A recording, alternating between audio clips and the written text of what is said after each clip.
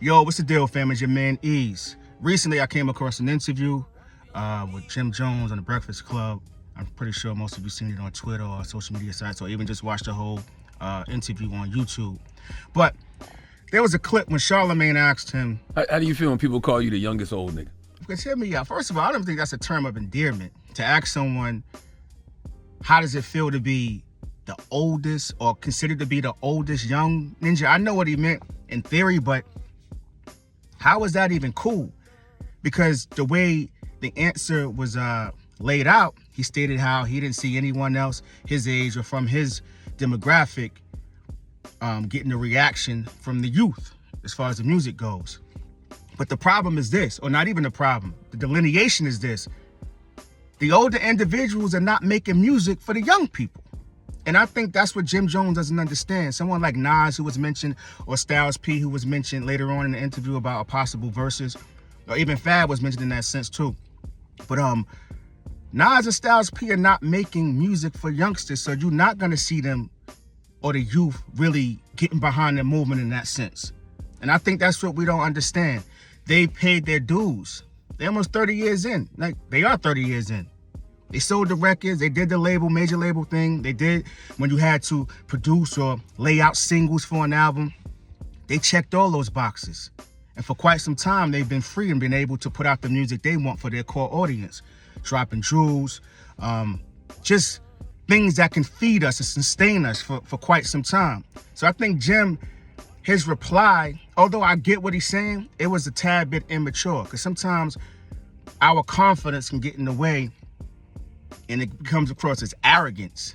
You want to be the number one guy so bad, but you don't even realize why you consider to be the number one, because the guys that are in your bracket or age bracket have moved on to much more mature things. And as far as that Verzuz goes, people from New York, obviously Nas would get him up out of here. I think Chuck D has something great on Twitter where he wrote, I'll definitely put that within the video. Styles P, obviously. Jada, Fab, there's quite a few.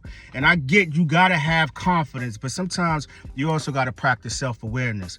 And Jim Jones is in a very, I don't know, he's in a different spot from most, because he's aging in hip hop, which is a beautiful thing. I'm not into ageism, but I feel as though what he's chasing, there's only so much time you could do that.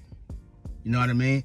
I think that he should really switch up his content matter in some estimation, and not so much make the sole focus of trying to make the room shake for the youngsters. Because if you look at all our legends, first ballot Hall of Famers in this thing, and you look at the totality of their music, it was much more than party joints or being the energy in the room. It was substance. And that's what it's all about. So I felt like when Charlemagne asked that question, I don't know, he's a journalist in some estimation, right? He has to ask certain questions to get certain responses or replies, but I didn't think that was a term of endearment for a man that's 50 years old to be considered the youngest old ninja. I don't even know what that means. I don't like that. I don't know why, man. But let me know in the comment section what you think. I'm gonna put the video at the end, man, so you can actually listen to it and tell me what you think in the comment section. But Jim, we love the confidence. I'm glad that you found yourself, your voice in your pocket, and how to produce and release music. But there's tears to this, man. And those who've been listening for quite some time, we understand that a Nas or a Styles P, although you have a lot of work, if we got on the stage with a Verzuz, I don't think there's any competition with regards to those individuals. How do you feel when people call you the youngest old nigga? I love it. Or You heard? I love it. I'm still in the loop. I'm accepted by the younger generation. That means my music is moving. I mean, my music is touching them. That means my music resonates with them. Mm-hmm. You know how dope that is? Mm-hmm. For me to be in this game this long and being able to make music that the youngsters that wasn't around when I really was lit still admire and want to know who this guy is. Mm-hmm. It's something about that. You know what I mean? I don't see too many people from my day doing anything like what I'm doing right now. If they are, count them out. Call them out. There's not many. And still being able to make it cool and fly. Call them out. I want to see how many there are. 2 Chainz, Pusha. I'm talking about New York. 2 Chainz. Oh, New York? Oh. You did? You think I'm from New York? We're talking about In New the York, Biddy. going Fab. Nas, Fab. maybe. Fab. Nas is the not. Fab is not active enough. I like hearing him on Jim album. He's not active But enough. Nas is not active right now either. Like Crazy. that. I mean, he Nas- had the Nas went on a album, run. Let's chat about it. like currently, right? Was the youngsters did they?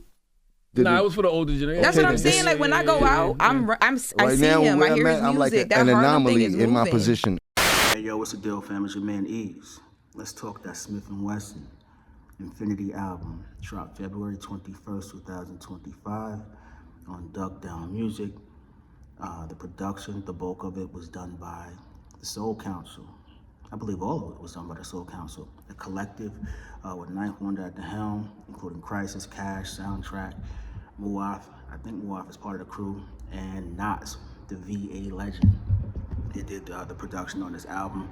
I must say that prior to listening to this album, because the first record I heard was Elephant in the Room. I seen the video and I said, you know, when this album drops, I'm not going to compare it to anything because it's easy to do that, and not to mention The Shining dropped in '95, which made it the 30-year anniversary, so they've been on that run.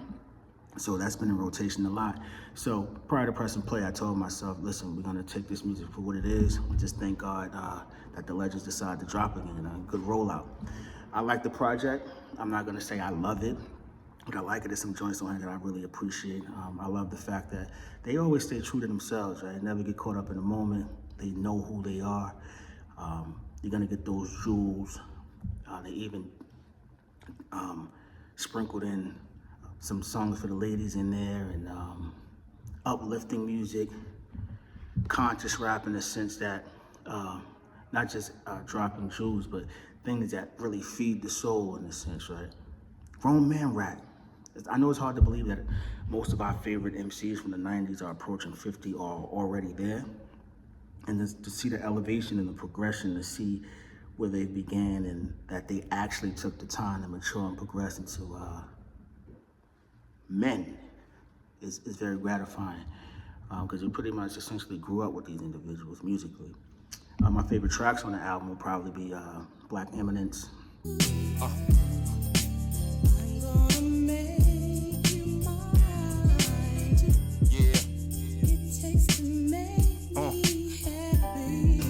I'm blessed and I'm highly favored, gotta thank God.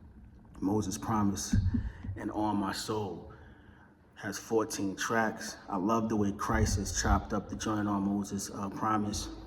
It was a different type of feel, different type of swing with the chops. For me to win, I need my whole team to be straight. With no emotions, cause jealousy is a bitch trait. We get the cake and trim the fat before we eat the steak. If one is lacking, he can come get full of my plate. And you can really hear it like towards the end, like when they break down the track, you can really see the detail in which he utilized to make that beat. I love the fact that Prodigy is featured on this, as well as P, Sean P. It's just good to hear their tonality, right? Sometimes you can play an old record and we'll always have that music, that classic music, near and dear to our hearts, but just to hear something new and fresh was something I gravitated towards. It was bittersweet in a sense because we really do miss them musically, you know what I'm saying? Like I stated before, we pretty much grew up with these individuals musically, so to see that they're no longer here, it's kind of heartbreaking in a sense, but I'm glad that Smif-N-Wessun Tech and Still was able to have some music in the vault and get the clearances to provide that to the people. As far as the sequencing goes, I think the sequencing is solid, but I will say this. The one thing that kind of hindered the album would be the mixing in a sense, and hear me out. There are some moments where I don't know if the beats that they used were 2 tracks, because it doesn't sound as if the engineer had the freedom to mix individual tracks in a sense. So a 2-track would be everything combined, right? And that's what they used to do in the mixtape era. Upload a 2-track and just rhyme on top of it. What you want is each individual track to be separated so you can EQ the snare separately or pan the hi-hats. Some of the beats, in particular, Ninth Wonders, which was Enjoy Your Life, when he flipped I Want You by Marvin Gaye. I want you.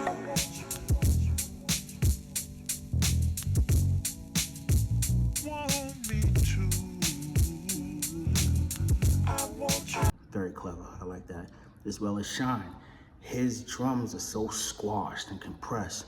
It's like they compressed the life out of the drums, and it doesn't knock it off.